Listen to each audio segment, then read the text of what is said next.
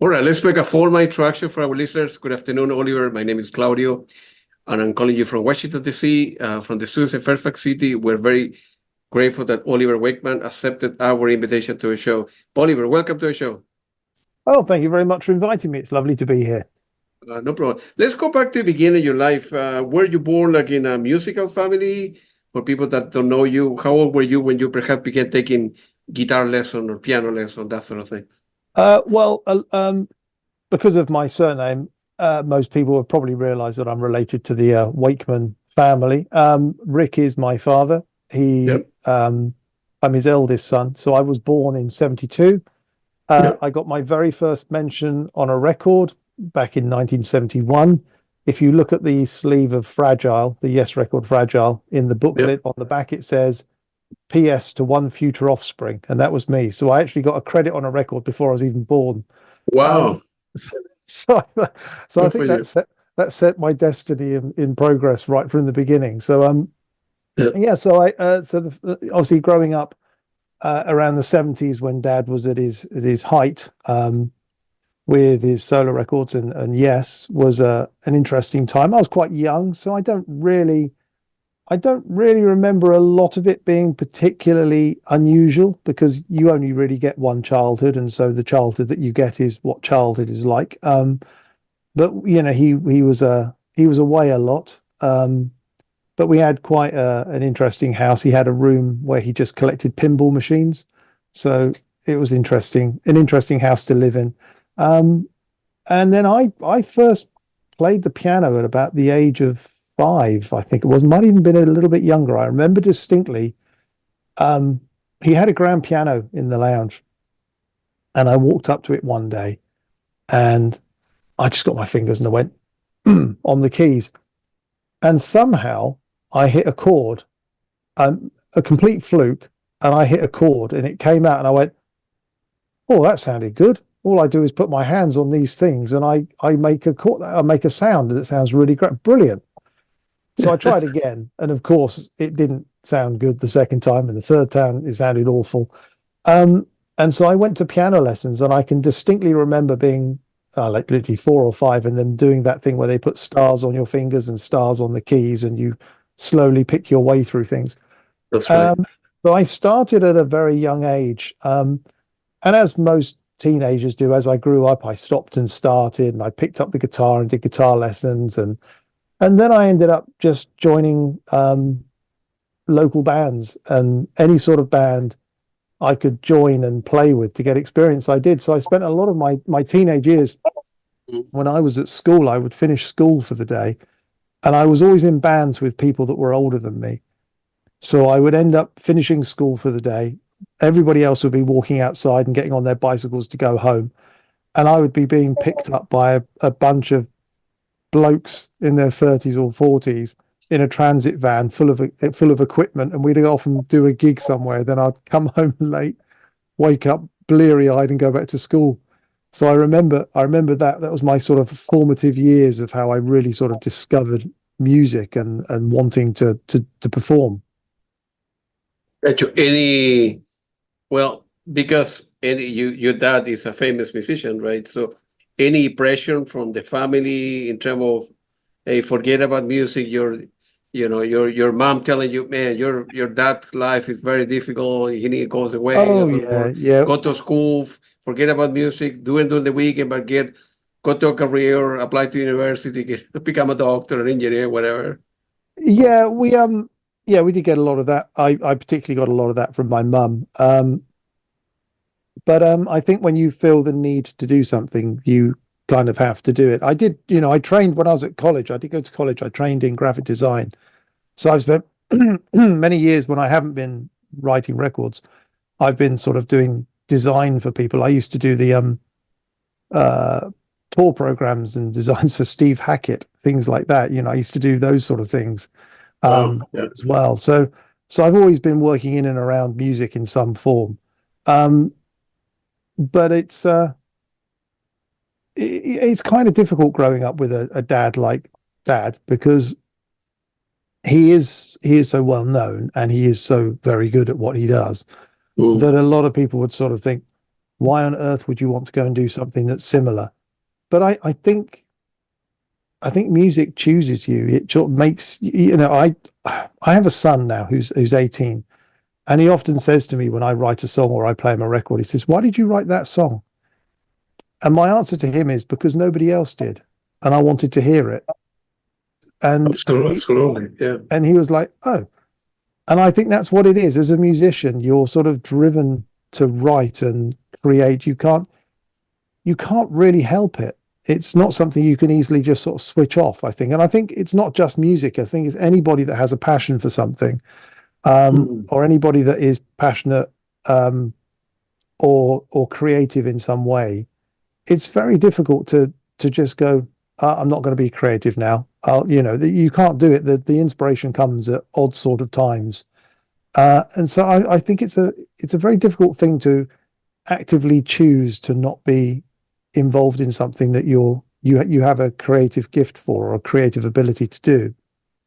So even though my mum for many years was saying it's a terrible industry, you shouldn't do it, and I was growing up in the 90s, which was probably the worst time to be into rock music and progressive music. But that doesn't matter. You still get the desire to write and record and perform and play and learn. And my dad always sort of says about music, being a musician, he said it's the longest apprenticeship in the world because you never know everything. You are always learning. Absolutely. And I think that is appealing as well. I think that's what it is you Mm. you sit in front of these keys here and there's only 12 different notes, but somehow songs keep coming that are completely different from each other. It's remarkable, really. Absolutely, absolutely. I imagine that a lot of, well, being famous, I suppose, with your dad, it could open a little bit of door at the beginning, but then you're on your own. I mean, people will Yeah, say, well, your dad is famous, but okay, what do you have for us?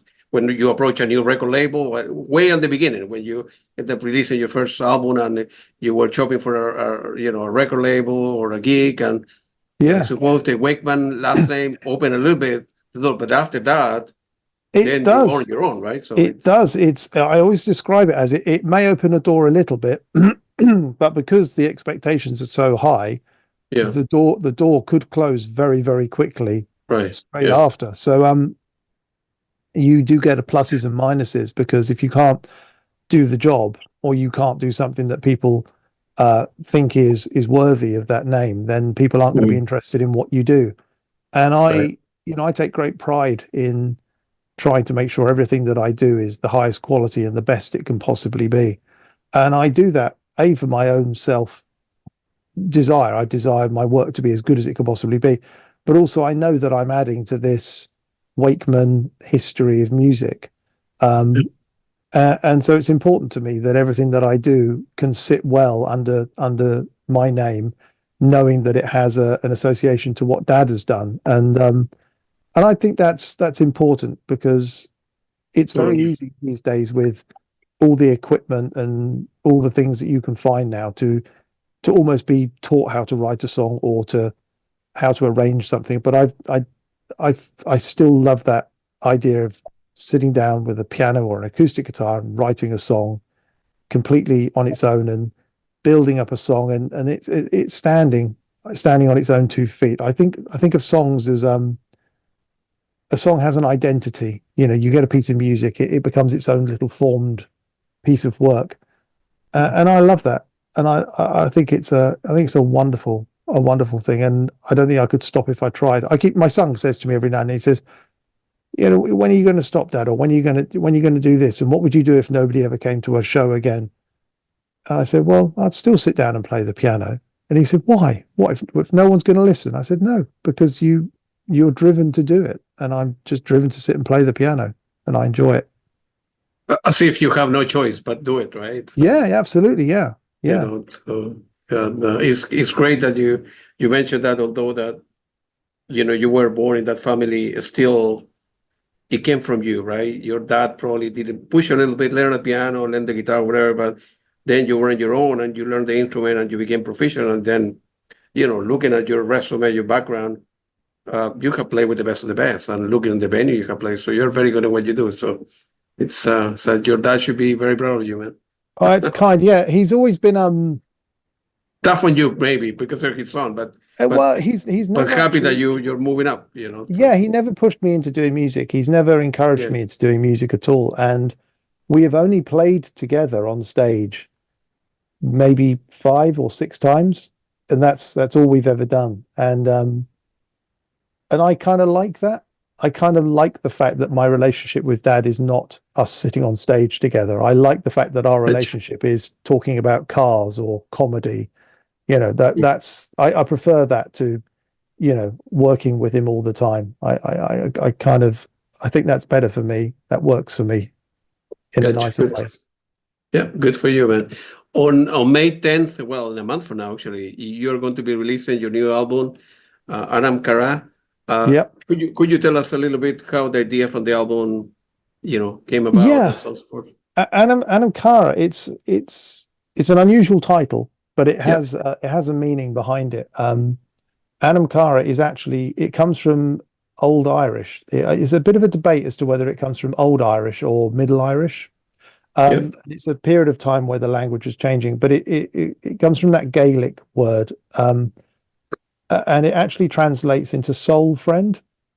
And I was working with somebody many years ago, and they said about this word Anam Cara and soul friend, and how musicians were like soul friends, because you end up working with musicians and you very quickly create a bond where you actually have musical ability, where you join together. You've got to uh, sort of sync with another musician quite quickly on stage. You've got to understand how each other works.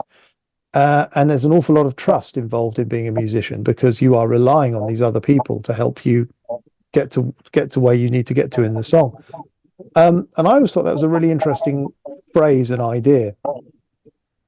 But then it developed into this idea that I sort of thought, well, soul friends, that covers so many aspects of life. Relationships, maybe relationships that go wrong, relationships that go well, the relationship you have with yourself, your inner turmoil over things. And then I started writing little stories as well, about little short stories about relationships, about how people were dealing with things. And then I found a few stories from history which I thought were really interesting. And I thought, that's really interesting. There's this concept of soul friend covers so many different aspects of life. And I thought, well, that'd be really nice to actually write a record that encompasses all these sort of relationships that people have with each other. So the album isn't a concept album as such, but I'd say it has a theme. It has a definite theme that encompasses all the music. Yeah, and I always thought it was such a lovely title. So yeah, so that's where it came from. And it's a bit unusual as well, which is quite fun. I quite like doing something where people go, "Oh, that's an interesting title. What does that mean?" But yeah, that's where it comes from. It comes from the Irish word of soul friend. yeah. But you go to a particular record label every time, or well, at the beginning, I assume that you started kind of publishing and releasing music on your own, or you always went to a particular record My label? very first record was self-published, but then it got Yeah, picked up by a label. yeah, And I've jumped around a lot of different labels over the years, but I'm currently putting all my music through a record company called Spirit of Unicorn, who do some of the Yes records or Yes re-releases. yeah. They're part of my management company, and they're very supportive. And they were the ones that helped get the From a Page Yes record that I did out, and then the subsequent box sets that I've done. And they so over the last few years, I've been putting out box sets of reissues of things, and they've been very supportive in releasing those records. But we had a conversation where they said, "We think it's about time you put out a new record." And I'd sort of thought, "Yeah, it's been a while. It's been a while because with the box sets that I was doing, I sort of did create a couple of new records to go in those box sets. One was which was a record I did with Clive Nolan, and the other one was a live record. So in my head, I've still been putting out records for almost every year or every couple of years. A record has come out.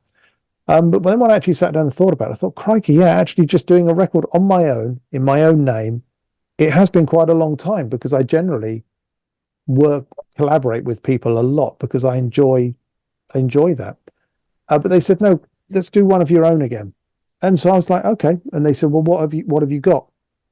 And I told them about this idea of Anam Cara, and they were like, okay, yeah, okay, let's do that. And yeah, so they've been very, very supportive of the record, and yeah, so we're very excited. Actually, they love the record, which is always nice. And it's always nice when a record company likes the record that they're putting out, because that really helps.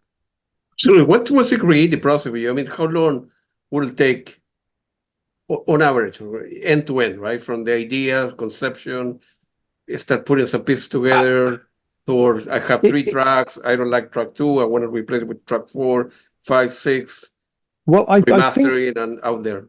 Yeah, I think for me, it's I because I write a lot, and I write in a lot of sort of different styles. I'd say different styles. I write in music that fits with different concepts, as it were. So I a lot of musicians, not going to name a musician in particular, but a lot of bands that have a similar style, they will write 10 songs and then they release a record, and then they start working on their next 10 songs and they release a record.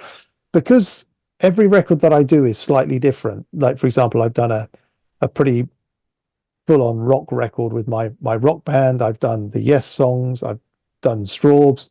I've done concept albums. I've done instrumental concept albums. I've done rock operas. You end up, as you write, you sort of put things into boxes. You go, oh, that would sort of fit with that collection of ideas that I've got. So rather than thinking, I don't tend to write an album in one go. I tend to collect ideas, and in this record, I knew particularly I wanted it to be sung by a female. I had to have a female voice on it. So I was sort of adamant that when I sort of came across a song idea, that I would put it into this, right, that's my female vocals ideas pot. And then I developed some of these songs over years. And then what I did, when I felt that I'd written everything that I felt I wanted to write for this record, and it was the right time to collate it all together, I sat down and I took off my keyboard playing hat and I put on my producer's hat and went, okay, now, without being, in the nicest sense, a prima donna musician and going, well, I want all my keyboards to be heard, I had to step back and go, what is the best thing for the record? What is the best thing for these songs?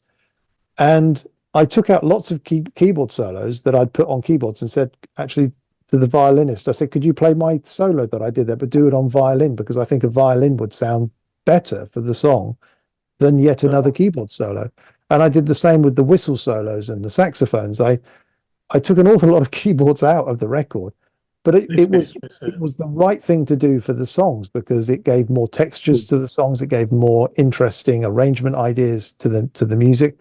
And to answer your question, I have a sort of gestation period where everything is sort of coming together.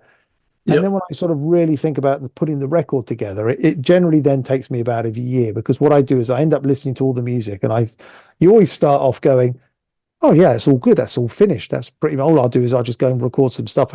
But I end up inevitably rewriting sections, adding new bits of music, taking new bits of music. And one of the songs got rewritten 18 times because I just wasn't happy with it. I kept rewriting it, and eventually it kind of got a bit far down the line, and I couldn't tell anymore whether it was any good or not, because it had gone through so many versions. And it was the engineer, Carl Groom, who I sent him all the songs, and he came back and he said, and he picked out that track that I'd written 18 times. He came back and said, that's a great track. And I was like, oh, okay.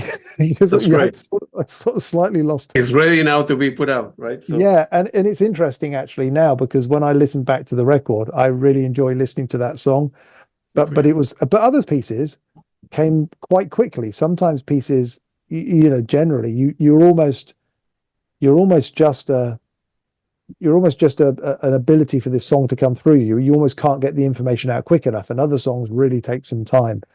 So I think it probably took me about a year and a half to do all the arrangements, get all the musical parts written.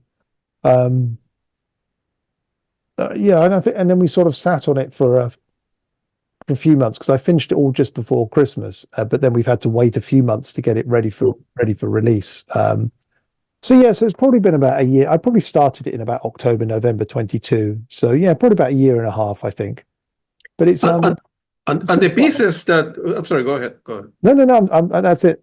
Yeah, and then I suppose that you are always in the recording mode, rather whether you end up releasing that or not is a different question. But I imagine that once you select 10 tracks, whatever, to give a number, you save for the future the stuff that you have not used, right? So Yeah. you can revisit them in a year from now, 6 months, depending on your mood, Yeah. depending on your state, and then try to rework it and bring it together into Yeah.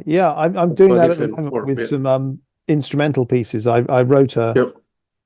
I got asked to do some. I've done some commission music in my time where people write to me and ask me to write a piece of music for their wife or a special occasion. So I've written music for people's occasions. And I suddenly thought, I've done that maybe 6 or 7 times. And I thought, you know what? It'd be quite nice to actually put these pieces of music out. And so I started writing some other pieces of music for myself. And they've sort of come together in a little bucket of work. And it's like, okay, that's quite good fun. So I'm doing a few sort of piano shows at the moment. So what I'm tending to do is I take a lot of these piano pieces with me and I go and perform them live, and they adapt and they become they find their arrangement when you play them and you perform them. You get a feel as to how a piece of music is going. So that's another little bucket that's sort of going on. And there were some pieces from Anam Cara that I didn't use that I may use next time. But I've also got another bucket full of rock songs because I want to do another rock album at some point. So Good for you. There's always a good couple of buckets on the go of music. Yeah. Your dream box, if you will. My dream box, yeah. I think it's an album by Pat Metheny. He called it Dream Box. Stuff that he never released, but they're not that bad to be erased. Okay, let's arrange it and save it for the future record, right? And how you in some album especially the last one, you have several musicians. How you end up choosing that Johnny will be the perfect person for that, or Peter or Barry or Anthony? I used to be in touch with him. How you decide and choose who to invite as guests? I think some of it is through recommendations, and some of it is just from musicians that I've met over the years that I've admired, and I've never actually had a chance to work with. And some people just come to me out of nowhere. Somebody just recommends somebody to me, and I think, well, that'd be interesting.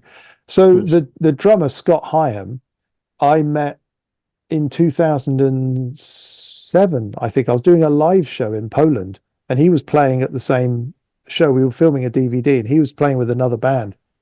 And he came up to me and he said to me, "Hi, I'm Scott." And I said, "Hello." And he said, "Really enjoyed your show tonight." I said, "Oh, great." And he said, "If I can ever work with you, just give me a call. I'd love to." And then when I got to do this album, I suddenly thought, oh, I need a drummer.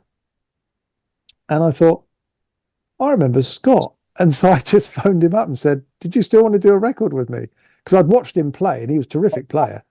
And he was like, "Yeah, brilliant, love it." So he was just like a long-standing musician that I'd met over the years. My bass player, Steve Amadeo, I have a friend of mine near where I live who is very friendly with some quite wealthy people, and these wealthy people every now and then have a party, and this friend of mine phones round a bunch of his friends and says, "Hey, we're putting a band together for a party at a private house," and he'd often call me up, and I'd go throw some keyboards in the back of the van. We go to some big house and end up playing in a band with a bunch of musicians I didn't know, and I got to know the bass player through that. And I just wrote to him one day and said, "Do you want to do a record?" And he was like, "Yeah, I'd love to." So you sort of meet people different ways. Haley was recommended to me by somebody, and I listened to a lot of her music, and she had a wonderful voice. She has the ability to sing rock as well as classical, as well as gentle. So she was perfect. Oliver Day, I also wanted somebody that could do lap steel and lutes and mandolins, and I knew that Oliver Day was a big Steve Howe fan, and I knew he'd have a big collection of guitars, and he plays like Steve. So wow, I knew I wanted to work with him. And then I had Dave Mark Pierce, who's my guitarist that's played on all my rock records. He does wonderful guitar solos, so I knew I wanted to work with him on the record as well. And that's really where it came from. Troy Donockley, the whistle pipe player from Nightwish. I've known Troy for many years. We played together once at an acoustic show. I just asked him to get up and play with me, and he came up and played a couple of songs with me at a show maybe 25 years ago. And we've always sort of kept in touch. Wow. Yeah, so it's this sort of thing, and I just sort of knew that these were people I wanted to work with. Robert McClung, who is the violin player, he runs a band called Telegy in America, and I played on his a record of his, and I just wrote to him, because he always said to me, "Oh, if you can ever, if I can ever return the favor," and I thought, yeah, why not? That'd be lovely. I knew he was a fantastic violinist, so Good yeah, for you. yeah, and so these people are just people that they come into you a little bit, again, the same bit, a bit like buckets. You get little groups of people that you meet over the years, and you sort of go, I think they'd be perfect for working on this project. And it's been great because they're all lovely people, and they are all so talented, and they're all so enthusiastic about the record that records are always hard work to do, but they made it a lot easier than it could have been. Than a lot easier than it could have been difficult. It could have been really hard work, but they made it a much easier process, which was wonderful. And that's testament to their professionalism and their ability. And it's great also that you mentioned that, musician, I probably not all of you, but they help one another. You may phone up, I don't know, Steve Howe or Steve Hackett or Robert Fripp, whatever. You need a 30-second guitar piece for that, and then, no, you don't need to pay me, but then you return the favor. The guy who helped you out, you call you back in a couple of years. Hey, remember that I helped you out? Hey, I need some keyboard here in the background because I'm doing X, Y, Z, right? And then you return the favor, right? So that's how a lot of this is done. I like working like that because I like helping other people realize what they want to do as well. I think one thing I remember when I worked with Yes, the one thing I always really noticed with Yes, which was a great lesson for me, was how giving they were as musicians. They didn't go, "This is my song, I'm going to spend all my time on my song and I'll do a little bit on your song." Everybody went to everybody's songs with absolute passion to make it the best that it could possibly be. And I have held that way of working very closely. So if somebody comes to me and says, "Oh, could you play on my record?" I approach it in exactly that same way. Is what can I bring to this record? Exactly. Will help it become better. I don't just go, "Oh, they want a solo, blah, blah, blah, there you go, all done." I don't work that way. It's what can I bring to their project that helps it, and I often talk to people as well and say, what are you looking for? What are you trying to get across here? What sort of style do you want? And I've worked with a lot of people over the years. I've done, I don't know how many sessions I've done for other musicians now, how many tracks I've played on for other people. It must be into the hundreds now. And the fact that people come back to me again and again means that the approach that I take seems to work, and it works for me anyway. Gotcha. I noticed that in some of your records, you often blend, progressive rock with folk and Celtic music, like you mentioned before. How do you, as I said, I'm not a musician, but how do you decide on the arrangement and instrumentation for each song? Because if I say prog rock, Celtic music, if you will, I was thinking about, I don't know, Clannad and Lorena McKinnon and all the kind of ladies and bands, and it's are two different things, but could be combined together. And you are very good at combining them together. I get excited by things. I get excited by music. I'm a big music fan. I love music, and and I hear the way some bands do things, and I go, "That's really interesting. How could I take that sort of idea, and how would that work with something that I do?" And it might be something like just the way that a drummer plays a certain thing. I remember listening to, I can't remember what the record was, but the drummer did a lot of fills, and instead of going around the toms, he did an awful lot of fills just on the snare drum. And I remember thinking, that's a really nice way of doing a fill for a certain song. If I come up with the right song that needs it, and I found it on the record, there was a certain song when it was like, actually, if we just stay on the snare, we really get that excitement, that energy. where a tom roll can sometimes build anticipation, but a snare roll keeps that energy going through. So I pick up on little things like that. I don't sort of sit there and go, okay, that was interesting. They went from F to G to D. I'll write a song that goes F to G to. I don't do that. I pick up on what I think is like an emotional connection, and it can be the way that a drummer is playing. It can be the way that something sounds. I love the way the piano and a violin sound together, for example. I think piano and violin together is like honey. It's just beautiful. They just go together so well. And then I tried other things. It's like, okay, on this record, it's like, okay, it'd be really nice. We've got Haley singing. How about I get a big counterpoint melody like Clannad would do, and I get 3 male voices doing a counterment. Let's try that. Let's see how that works. And not everything works. Some things fail and I throw them out. And other things really work. And I think that's what's wonderful about music, is the fact that it's like I said before, it's an apprenticeship. You're always learning, and learn from other musicians. You learn from how they've done things and how they've approached things. And by taking all this information on board, you sort of develop a style or an ability to craft a song in the way that the song deserves to be heard. So I don't often go, okay, I'm going to write a Celtic song now. I'll sit down, I'll write this, and then I'll put some words.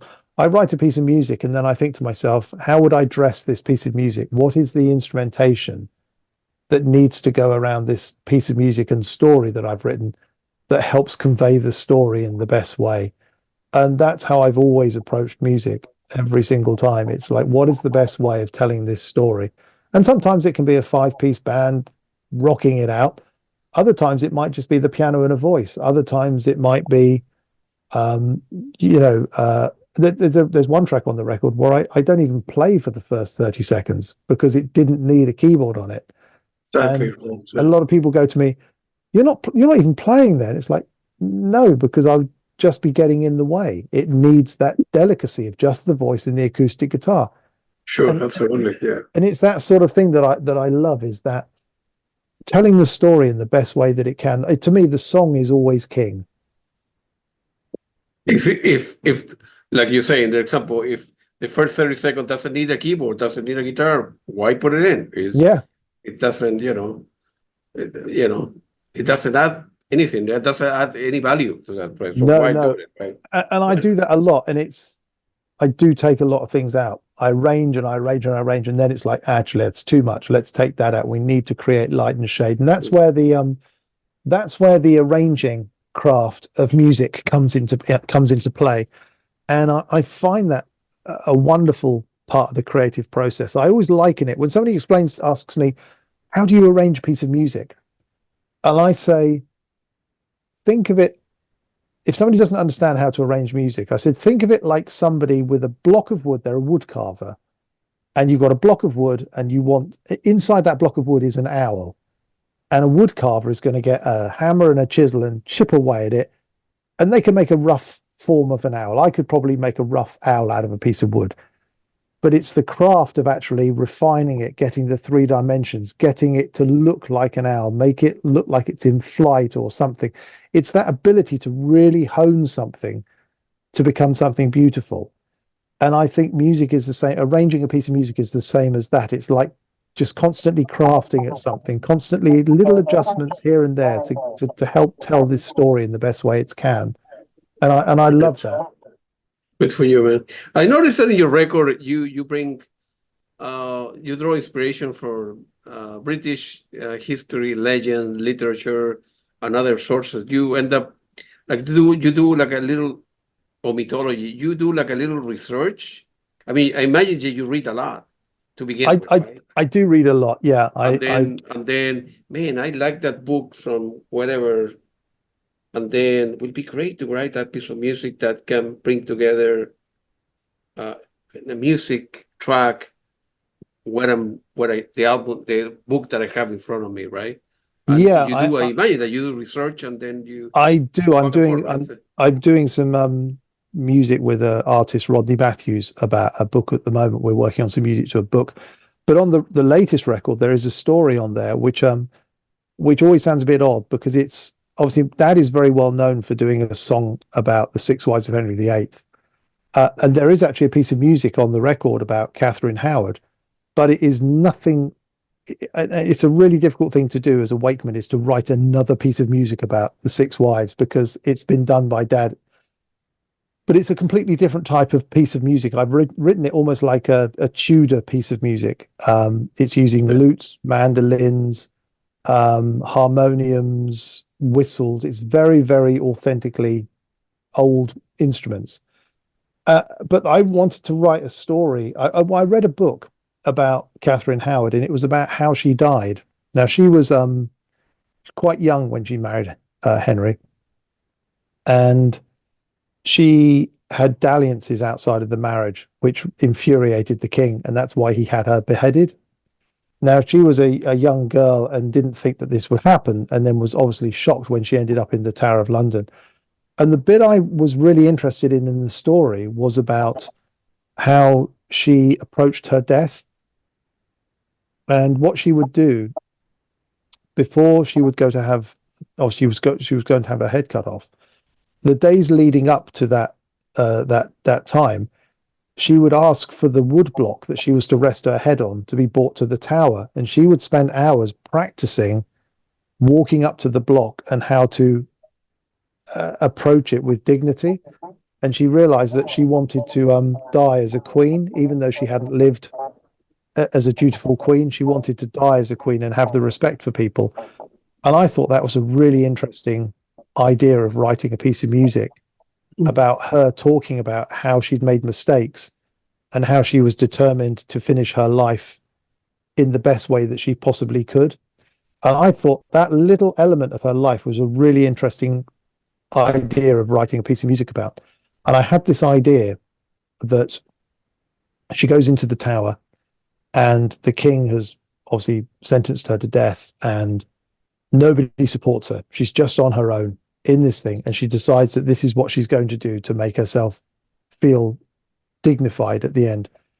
So I wrote these verses, and then I had this idea that she sings this little refrain where she goes na na na na na na, and she sings this refrain to herself. And then I thought, as we go around this cycle in the song, we go around this about 7 or 8 times. I thought, wouldn't it be interesting if each time somebody from the castle comes and joins her and sings this refrain with her? So the first time she sings it on her own.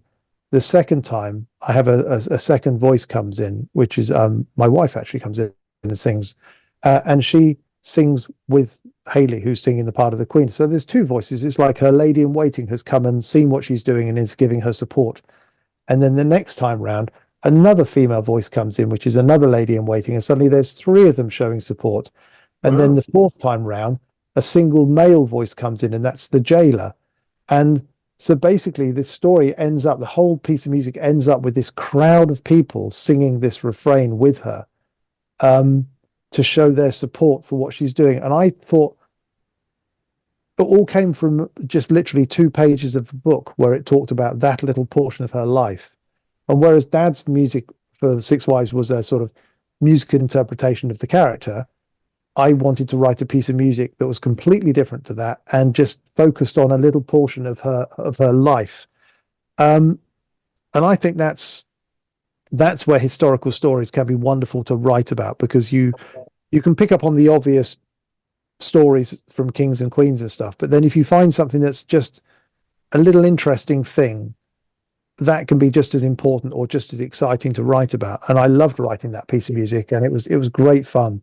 And that was a really good fun piece to arrange, working with whistles, classical guitars, lutes, mandolins, harmoniums, violins. It was great. It was lovely. It was all old instruments, and it was great fun. It's good for you. Good for you.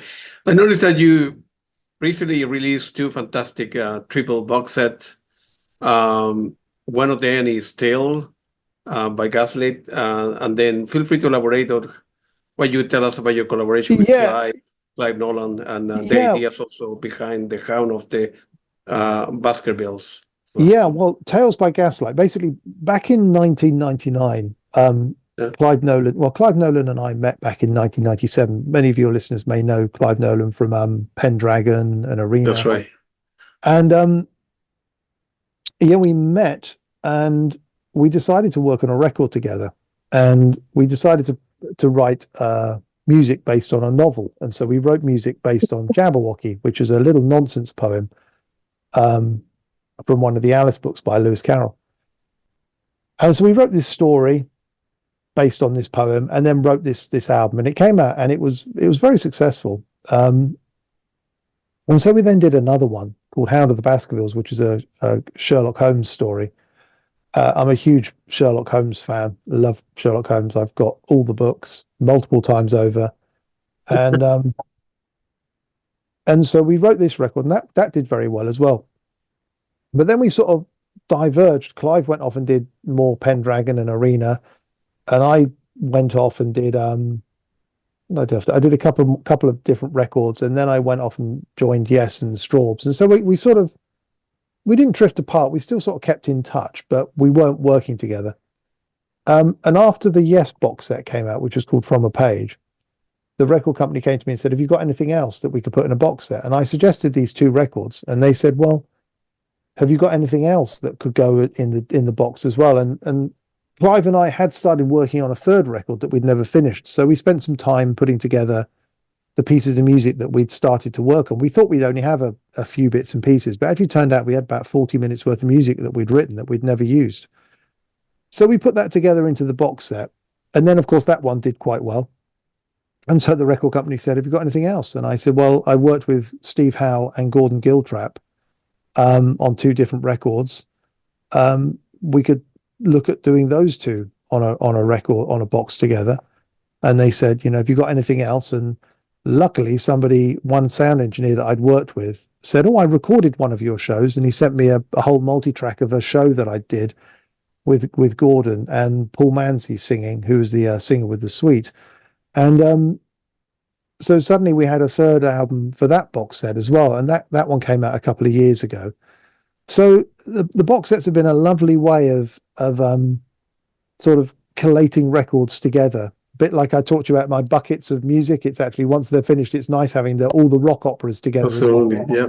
All the records that I worked with guitarists on another box set, and I'm sure there'll be another box set in the future because there's still a couple of other records that I've never put out yet. So it's they're good fun, the box sets. I really enjoy doing them, and it's really lovely when you go back and listen to a record that you recorded maybe 20 years ago, and you listen to it with fresh ears, and you sort of go, Absolutely, yeah. "Oh, that's interesting." And there's a record I did called Ages of Magick, which I recorded with Steve Howe. And that was released in 2001, I think. And when we did that box set, which was, I think it was 2021, I think we did it. And listening to it 20 years later, having it remastered, and I listened to it, and all the memories came flooding back of recording it and what was going on in my life at the time.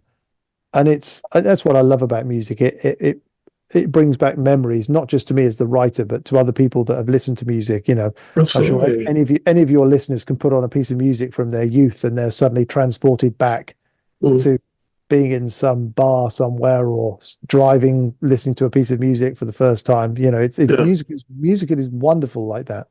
Yeah, absolutely, I completely agree with you. For one, that the two triple box set are great. I have them, and two, what you say about music is so important. For me, in my case, though, as I said before, I don't play any instrument. I don't know how to read music. Music in my life has given so much satisfaction, and I listen to jazz, rock, prog. I have a big collection of soundtrack, actually, and electronic music.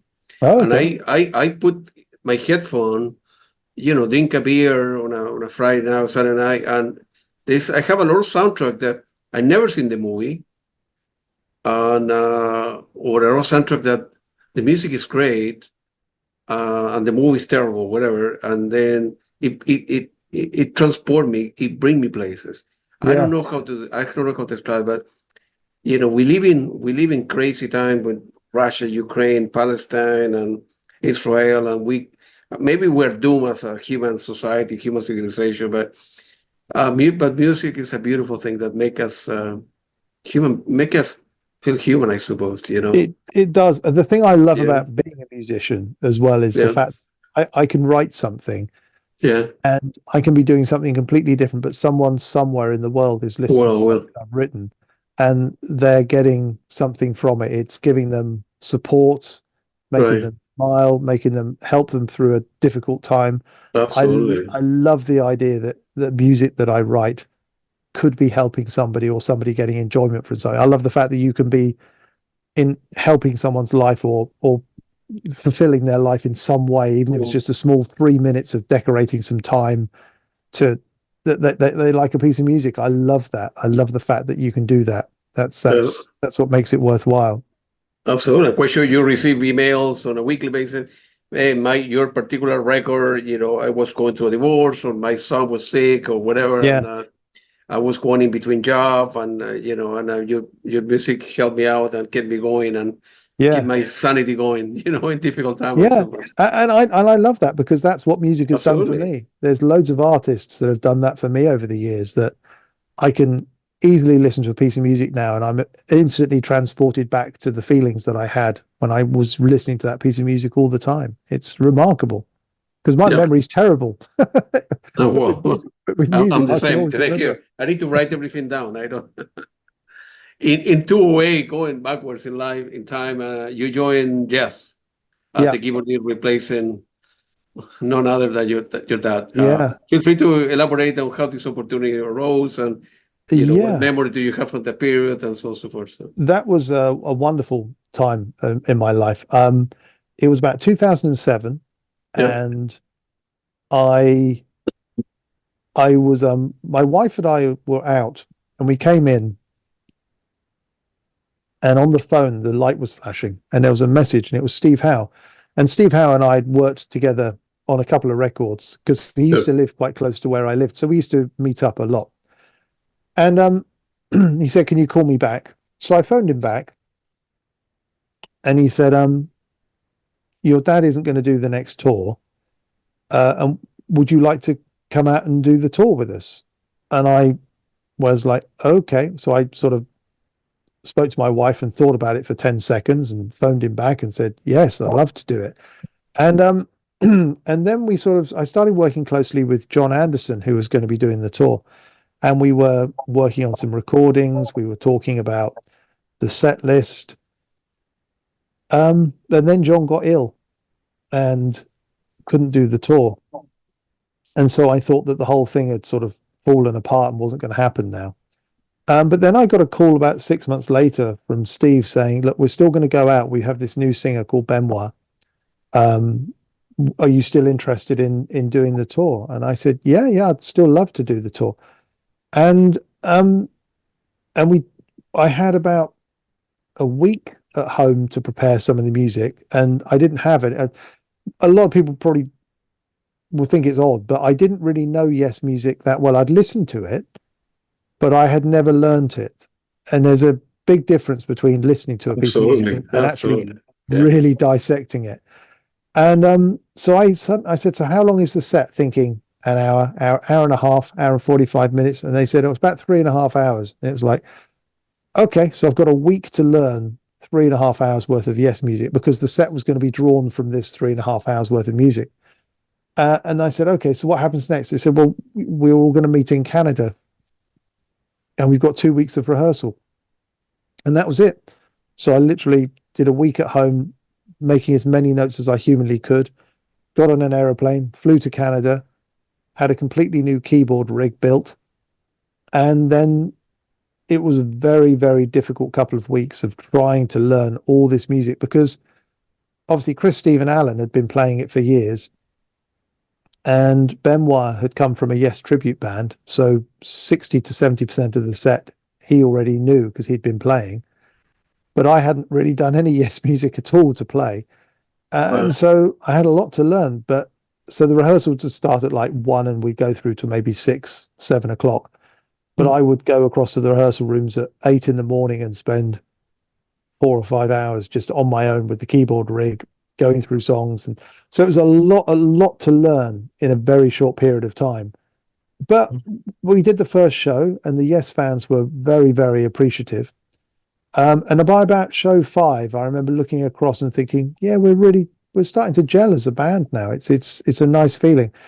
And what was particularly nice about Yes in that particular period of time was we all got on very, really well. And in previous years, when I'd gone to see Yes, when Dad had been playing in the band, there'd been a lot of disagreements and fractions, and they weren't didn't spend a lot of time together. They got on stage and played, and that was it. But when I was in the band, because John wasn't there and Dad wasn't there, Chris, Steve, and Alan had to work together to make this new version of Yes work. And Benoit and I were utterly enthusiastic about being there. We were having a great time. And it was lovely because I'd go out for a meal with Chris and his wife, and then Benoit would be having a meal with Steve, and the next day I'd be going out with Alan, and Benoit would be hanging out with Chris, and we all just kept hanging out with each other, and we'd travel together. And we all got on really well, and it was a really, really nice period of time. And we all even went on a tour bus together, Yes, all living together on a tour bus for 4 weeks. That was quite an experience. And then we rented a house to write music together, and all lived under the same roof for 2 weeks, which was wonderful. I have such fond memories of that period of time. Yeah, and I really enjoyed it. And it's a period of my life that I'm really grateful that I was involved in. And I find it very sad to think that version of Yes doesn't exist at all anymore, because obviously Chris has passed away, and so has Alan. Benoit has retired, so there's no way that period of life could ever be reunited, which makes it sort of really special for me, because it was just a little period in time where everything aligned, everything worked out well, everybody got on, and it was a really positive period of time. And I think now when people look back at Yes over the years, I've had a lot of people come right to me and say it was a really sort of underrated period in Yes's history. Because everybody was sort of, oh, Dad and John aren't there, John's not there, it's not Yes, sort of thing. But as people have looked back over the years and listened to the records that we did, people have sort of gone, actually, that was a really interesting piece of Yes's history, and I was very grateful to be a part of it. And I still keep in touch with Steve now. I speak to Steve every now and then. We have a chat, generally talk about old records and things. It's lovely. That's beautiful. Is it difficult to go on the road? I mean, the buses, the waking up in the morning, it's hard to, I don't know, get a good night's sleep. You need to catch the bus again. Hey, we beat it in the lobby, guys, at 8:30. Not Yeah. 8:30, because we need to, drive 3 hours to go to different venue, and then we have a night off, and you miss your wife, you miss your kids, and they wash your clothes, the laundry machine, doing the normal stuff. I go to a gig, like tomorrow, I go to a concert, and I expect the people to be sharp. I don't care if the guys or girls have a good night's sleep or not, or the bus broke down in the middle of highway, whatever, and I'm paying money, and I expect to be, and of course I'm very selfish, but for your point of view, it's difficult, right? It is hard. I think a lot of people always think that it's people just it's easy, you're only on stage for a couple of hours, that's a doddle. But it is actually quite a rigorous life at times, because we'll often, if we were working with Yes, we would do a show where we would start at maybe I don't know, 8 o'clock. 8 o'clock would be showtime. So we'd all be in the venue from about 7 o'clock, getting ready. And before that, we would have done a sound check. So we would have been in and out of the venue from about 1 o'clock onwards. And then you're there at 1 o'clock doing a sound check, checking all the equipment out, getting an understanding of the theatre, working out where your dressing rooms are, getting all your stage clothes ready, sorting out any laundry, making sure you've eaten, probably going back to the hotel to make sure everything's packed and ready for the next morning when you disappear. And then I'd get back to the show. You do the show, then you finish the show, and then you meet with people after the show. So the show finishes at 10:30. You're still chatting to people at 11:30, midnight. and then you're in a bus to go back to the hotel, which can probably be half an hour away, 45 minutes. So you get into your hotel room about 1 o'clock, and then you're sort of still full of adrenaline. So you can't sleep. So you're sort of awake for another hour or so. And then you're waking up at about 8 o'clock because breakfast finishes at 9. So you need to get downstairs to get something to eat. Otherwise, you're not going to eat. And then at 10 o'clock, you're in a car driving for 5 hours to go and do the sound check again. And you end up in this cycle of constantly moving or constantly having to be aware of where you need to be at a certain time. And in between that, you're doing media interviews. And I'm also very interested whenever I was touring around different parts of the world, that I wanted to see some of the local culture while I was there. I wanted to see some of the landmarks. I wanted to go and see what the shops were like. I wanted to see, I loved going around Mexico when I toured in Mexico City. Always go out and go and meet some of the people that were selling their wares on the street and picking up things from people that I could bring home and think, oh, that's great. I got that from, I bought that in so and so. And I've got everywhere around my house is things that I bought from on tour. And I can look at something and go, oh, I remember buying that from that chap who was selling it at a market in Argentina. I remember buying that. And I can look at it. I remember buying that from a man at the top of a pyramid in Mexico City. And I loved doing that when I was on tour. So I would probably make myself even more tired because I was determined not to miss a thing. If I could go and sample some of the local culture, meet people, I just filled my day with doing that. So I probably made it worse for myself. But it's not a terrible thing getting up on stage and playing to people and traveling around the world. It's tiring and it's hard work, but it's great fun and it's good. And you get to meet so many people. And the one thing about a music concert, which is lovely, is everybody is going there for the same reason. Everybody is going there to be made to feel happy and enjoyable. So you get a wonderful energy in theaters or arenas or wherever of this outpouring, because nobody's going to a concert to watch you fail. Everybody's going there because they want to have a good time and enjoy the music. And you as a musician, you want to give the audience what they want. And you end up with this wonderful bouncing off of each other, the audience and the band bouncing off of each other. And it's just such a wonderful feeling. And I love it. And I love it playing big venues. I love playing small venues. I just love playing. I've done some shows to, thousands upon thousands, tens of thousands of people, and I've done shows to 100 people, and it's all the same. You're just playing for people and enjoying seeing the reaction from people, depending on whatever size of show it is. It's great fun. It's lovely. And you get it paid for it. That's at the same time. Yeah, you earn a living doing it. Why not? Though it's hard work. Doing I don't know, 4 weeks or 5 weeks. If I were a musician, I could manage. But some band go on the road and they do 100 gigs a year. That means several months, and they come back home for 4 weeks, and then they go back, and they need to rehearse again for the next leg of the tour. It's a lot of work, man. The money is good. Sometimes the money is not that great, actually, and the money is good, and your wife, your kid, your email, the day-to-day stuff. That you and I take that stuff for granted, right? Talking to your dad or talking to your friends or whatever. Nothing to do with music. No, it was easy. It's tough. I mean, I think nowadays it's slightly easier with the amount of communication tools that we have. When my dad was on tour, he used to very rarely be able to speak to us at home because it was in America. It was a small fortune to phone England. Oh, yeah. So he didn't used to phone very often. But then I've worked with musicians at times where there is lots of communication tools and they still don't speak to their family because they like being away on tour. They like that separation.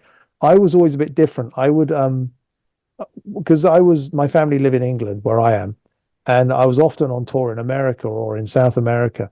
And because of the time difference, what would happen was I would finish a show, and by the time I got back into my hotel room, I was about 7 hours behind my family in the UK. So what I did when I was in the UK, we had a room which was our breakfast room, and I bought a computer and put it in the corner of the room.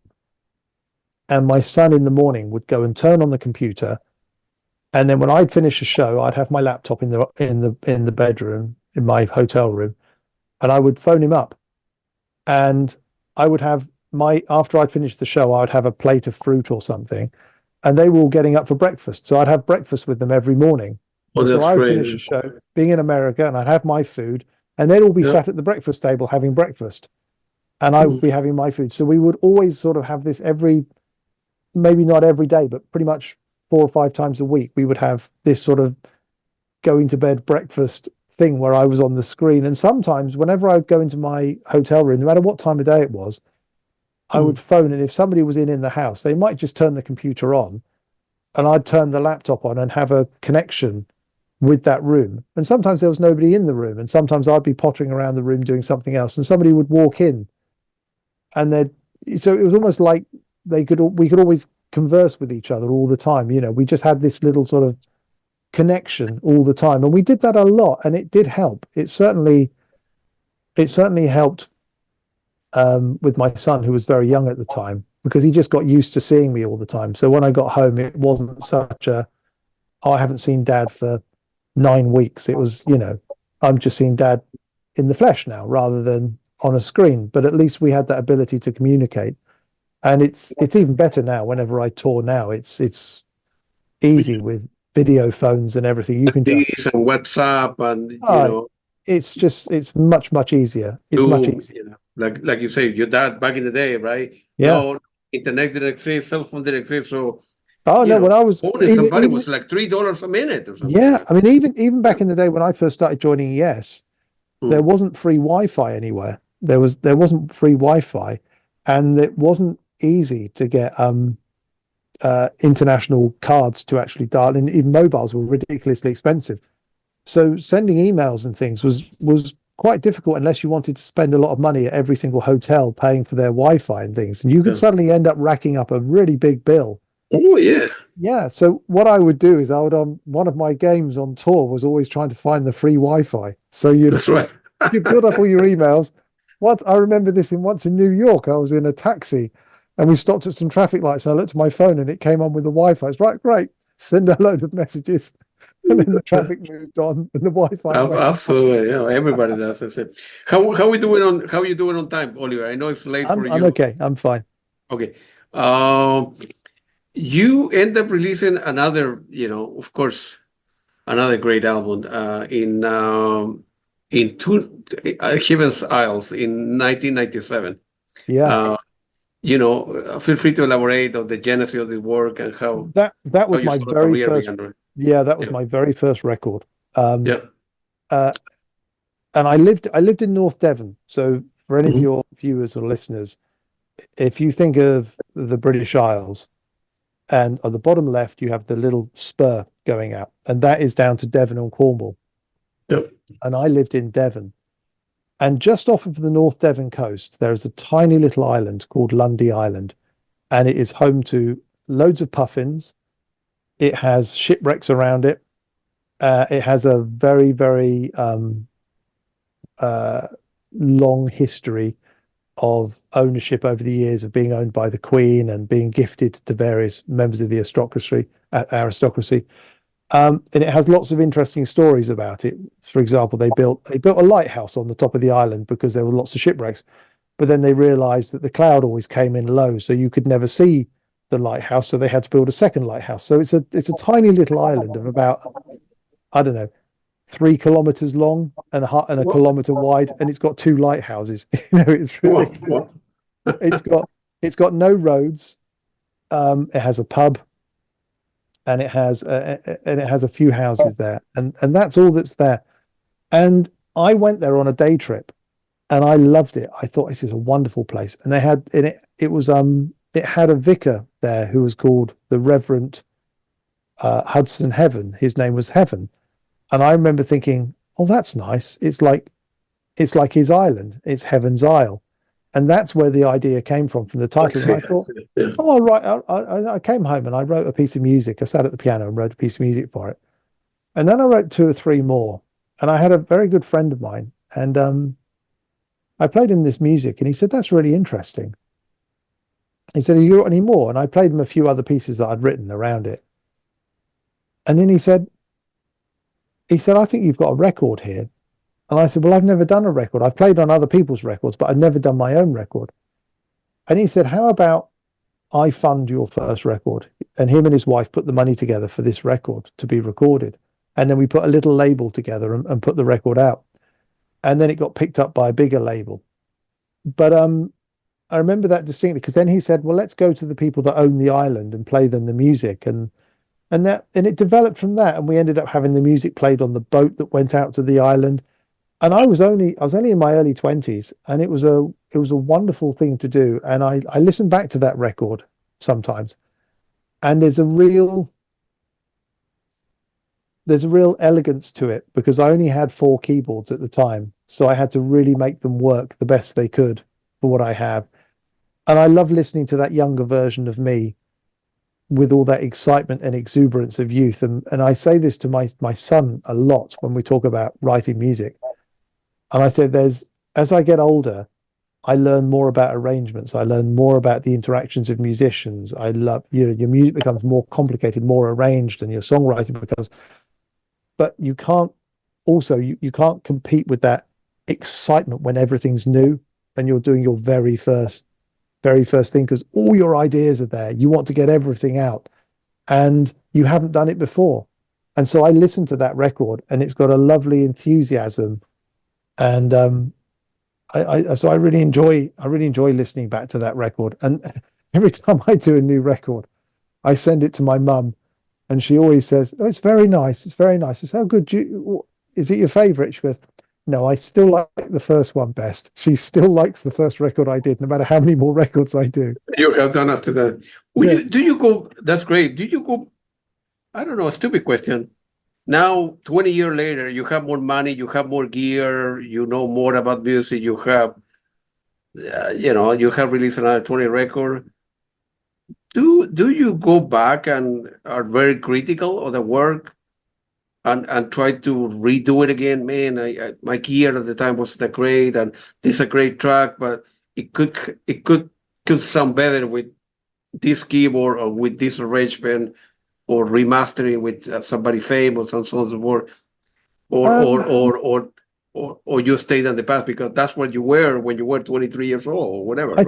I think that's it. Like I said at the beginning of the interview, is that I think songs have an identity. You create an Yeah, identity of that song, which is yeah. sometimes it's the sounds that you use. Sometimes it's the story that you're trying to tell, making sure you use the right instruments for the story. Some pieces do get arranged differently when you want to go and play them live. I mean, there's a piece on that record called Elizabethan Pirates, which is a simplistic piano. It's quite a fast piano piece, sort of keyboard piece, Yeah. but it was just a couple of keyboards. But then I arranged it when Gordon Giltrap and I went out. We arranged it for piano and guitar. And then when I put a full rock band together, I thought it actually might be quite good fun to do it with Hammond organs and Moog solos. And so we took this piece of music and rearranged it completely. So some pieces of music can lend themselves to being arranged in different ways, and other pieces of music, it's very difficult. They have to be the same as they are. Um, and I quite enjoy that challenge sometimes, of actually seeing whether a piece of music can be worked in a different way. Um, so yeah, I think I don't ever listen. I'm very critical of what I do when I'm doing it. So I always try to do the best that I possibly can. So Yeah. when I listen back to things, I don't often listen back and go, "Yeah, you couldn't be bothered to finish that one off properly," because I know at the time I was doing everything I could to finish it off properly. And I in the box sets, I think I may have touched up one or two little tracks with where something got missed off the mix that I knew was supposed to be there, and we never got around to doing it. So I think on Jabberwocky and Hound, there were a couple of places there should have been some guitar solos and they weren't. So I put those in on the box sets. But that's all I ever really do, is just do that. I won't fundamentally change records. I don't sort of. I think that sort of slightly creates a false history. I'm quite proud of my discography, and I like looking back at the journey that I've taken. And if I go back and make everything sound the way I would do it now, it sounds like it would have less. It would be less of a journey because it wouldn't be a nice development. I enjoy listening back to the records and thinking, what did I do next? Oh, that's interesting. I went down that route then. And Sure. No, absolutely. Yeah. I think that makes it interesting rather than going, here's record 6 that sounds exactly the same as record 1. I find it more interesting for me anyway. Sure. Absolutely. I have asked the same question to several musicians to see where they go to concert or listen to, somebody else's music or other keyboard player in your case, or other drummer if you're a drummer. And they, time and time again, they mention not really, not much, because they are worried that, subconsciously they can pick up some stuff for other musicians, and they don't want to do that. How you guys manage it? I mean, because if you like music, you need to go to gigs. I don't know. I do, right? That's part Yeah, of my life. Or listen, or buy. I buy a lot of music. So, and I do. I still yeah, buy it lots of doesn't it records. doesn't affect you. It doesn't interfere No, with your creative process at all. I like listening to what other people do because it might inspire me or it might make me think of things in a different way. Gotcha. Or sometimes you just come across a piece of music that you just go, that is an amazing piece of music. There's one piece of music that I picked up many, many years ago, and I listened to it once, and then I probably listened to it 30 times in a row. And it was just, I went that, and it was just a simple acoustic guitar and vocal, but I Yeah. loved it. And then I forgot about it for years, and I found it the other day and played it and went, oh, and I listened to it 15 times in a row. And I love buying records by artists that I've heard of or have an association with somebody, and I think, oh, I'll give that a go. I'd Yeah. really like to hear what that is. And some things I listen to and go, actually, that wasn't quite what I was looking for, or it didn't really do a lot for me. But every now and then you come across something and it's just wonderful. I grew up in the 90s, the 80s and the 90s, and there was a band called the Dan Reed Network that I was a huge fan of back in the 80s. I loved all their records, bought them all, bought all the singles, bought all the CD singles, bought everything, every with a B-side, every single track I could get, I bought of that band. And then they sort of broke up and disappeared. And then last year they released a new record and I bought it and it's in the car and I love it. And I put it on and I go, wow, this is great. I get the same excitement. I can feel the same energy that they're bringing to the music that they bought 30 years ago. And my son now plays it. He listened to me listening to it in the car, and he said to me, "Oh, can you put that Dan Reed record?" And that's great. I love that record, and Yeah. that's great. You can help. I can introduce more music to my son. I have my record collection is not as big as your record collection, but I have the one behind you.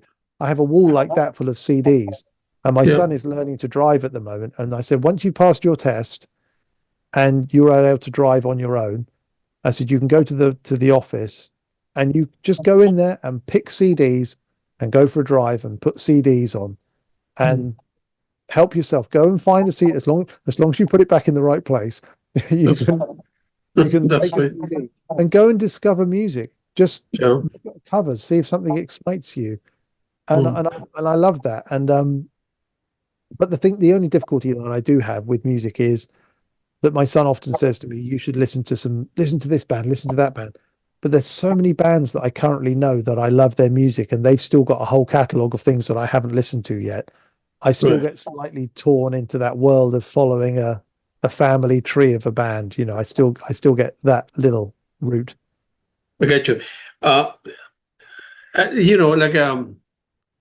I don't know, an application like Spotify. Yeah, for you guys, for musician, you need to have like a million hits to get a check for $20 or whatever. And for me, on the other hand, I pay only $10 a month, and it's great because it can bring me a more. Although I have a big collection and I listen to a lot of different things, Oliver, I'm always looking for new music, always Mm. looking. So it's a great tool because it recommend if you like this and that, recommend me that, and whether it's Pat Benatar or Blondie or Jess or Rick Wakeman or Pink Floyd, Led Zeppelin, Come on Gone, whatever it is, I always recommend the music, and it gets a lot of satisfaction when I found a new band in Norway that, man, those bands probably, they don't tour the much, or probably they're breaking even, but I sent an email, set up interview, and it's beautiful to discover new things. I don't know. I try to always record new music. I'm never happy. I mean, I'm No, happy, but I'm always on the hand for the next thing, yeah, whatever is appealing to me, So, I think from being on the other side of the streams don't earn you a lot of money. What I tend to do is if I listen to something on Spotify or Apple Music or something yes, that I like, I generally will then go out and buy the record. I think to absolutely, myself, yeah. I'll go and buy the record because I know the artist will get more from it that way. And um and to be honest, what I generally do with any of these Spotify's or Apple Music or whatever is it's usually when I'm in my office working that I've got like I said the big record collection behind me, and I will look at the CDs and go, well, I haven't listened to that for a while. Then I'll go and find it on the streaming service. So I'll go, Huh. oh, I haven't listened to Steve Hillage for 5 years. All right, let's go and see what Steve Hillage, if they've got Radio Motivation, and then I'll go and find that record and listen to it Yeah, without having to go through the hassle of taking it off the shelf and getting the CD. sure. It does make that bit a bit easier. But Yeah, I'm a big believer in that. What's the way of doing? Do you remember when you go to a party yeah. and you don't know many people, and in the early days you sort of look at the books or you look at the CDs and going, oh, I've got that record, I've got that one, I haven't heard that one, and then somebody else would come up and look at the records, and you go, have you got that Mm, record? They go, oh yeah, I've got that record, and you create connections with people talking about music, and then you create absolutely, friendships. Yeah, absolutely. and that's how you would make friends. But nowadays, if everything is only streamed, you would never hand your phone to somebody and say, "Have a look through my music playlist." That's right. You would never do that. That's And right. so Yeah. we have lost something as well by doing everything Mm, completely digitally, which is why I still believe that physical products are very important for that tangible feeling something. I've got something. It's important to me. I think that is still a very important part of music, which is why I spend so much time making sure my album covers are interesting, that the yeah. notes in the record are interesting. There's always the details of who's played what. I find that an important part of the record rather Mm. than just a piece of music. No, I'm completely agree with you. I'm old school, and nowadays kids, listen, I don't know, go to any application, 10 seconds. No, I don't like the track, next, 10 second, next. So they listen to an album in a minute. And for someone like you, it took like a year to produce that. Whether you Yeah, like it or not, it's different. But yeah, in the all day, you get the bind or you need to switch it. You look at the images, or reading a book in a PDF form instead of the hardcore. And I yeah, know that some people wouldn't have the money, but you can go to a local library and check out the book, mm, or used to be that, I don't know, up to like 10 years. No, but still they're doing it, not as often, but the tour program where they took a lot of pictures on the mm, road and the hotel where they were staying and some yeah. funny stuff. And that's beautiful. That's the way to really learn music. I mean, smelling the record, is I opening, think so. look at Yeah. the booklet inside, and you know, Yeah, when I was younger, that's how I discovered. I used to go to secondhand record stores yeah, and just buy records. I didn't have a lot of money as a kid, so I'd go to these shops and they mm, might be, I remember buying Tubular Bells by Mike Oldfield wow, from a car boot sale, and it was yeah, covered in mud and it was covered in dirt. And I remember being in the bathroom with the bath full of water and soap and having those earbuds that you clean your ears with, going yeah, around and cleaning all the dirt off of this record to make it yeah. look perfect again, and then playing it and thinking, wow, this is amazing. What an amazing record. Oh yeah, And just that feeling of going through a record store and searching and finding something and going, wow, I didn't know that existed, or I've never seen that before. And I love so that. And I think that is something that unfortunately younger people will miss. They will never really get that feeling of mm, that excitement of flicking through a record store and going, oh yeah, wow, that's a new record. I didn't know about that. Or going into a record shop, and hearing something over the speakers and saying to the owner, "What's that? That's really good." And then he'll say, "Oh, absolutely. it's this." And I did that so many times. Somebody saying to me, what I remember going, "What's this?" "Oh, it's a band called the Hamsters." "Wow, I love that. Can I buy it?" "Yeah, I've got, yeah, it's only just come out." Yeah, I remember all that. And Yeah, I think that is a bit sad. The only good thing about the way that the world is now, with the amount of media that there is that some of this older music is being discovered through some TV shows and things. People are hearing yeah, pieces of music that maybe they wouldn't have discovered, because people are putting sort of some really nice old pieces of music back into TV shows, and people are hearing it that way.